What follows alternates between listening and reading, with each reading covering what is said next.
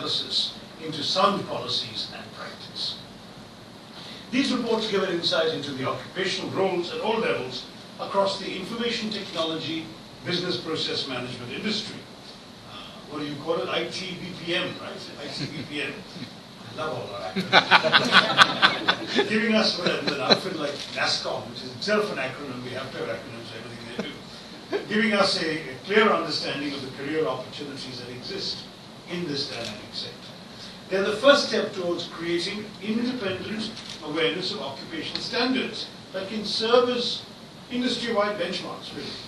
The reports also provide valuable insights about the skills and behavior that are required to do the jobs just right.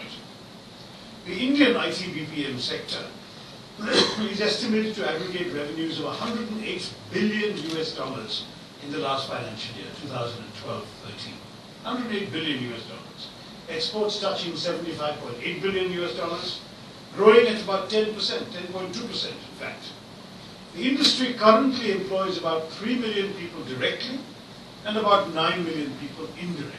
Now I know that in terms of the scale of our national challenge, those numbers are very small, but they do represent a very important new addition to India's professional spaces. As per the NASSCOM Perspective Report 2020, the industry has a potential to contribute to 30 million employment opportunities, direct and indirect, by 2020, which of course would make it an important driver both of growth and of employability. Now, as the Indian economy diversifies and matures, one will see large-scale sectoral shifts in our working population. These sectors demand specific skill sets, which often need specific refinement and enhancement, and the skill gap has to be addressed on a priority footing at various levels if we want to cater to the dynamic needs of both industry and of society at large.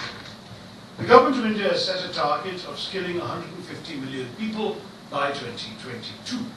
That will need a structured approach involving all stakeholders, and to achieve this target, the government and various Indian industry bodies, including NASSCOM, have jointly come together to set up the National Skill Development Agency, which of course has played a crucial role in the formation of the Sector Skills Council and has collaborated with it on various efforts.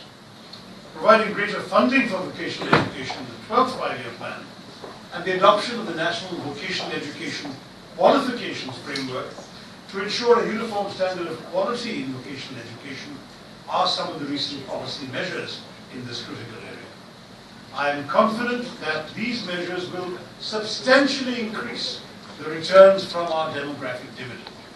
That of being the nation with the youngest workforce in the world between the ages of 19 and 35 in the years to come. In fact, the ILO, the Geneva-based International Labour Organization, estimates that in 2020, India will have 116 million young people at the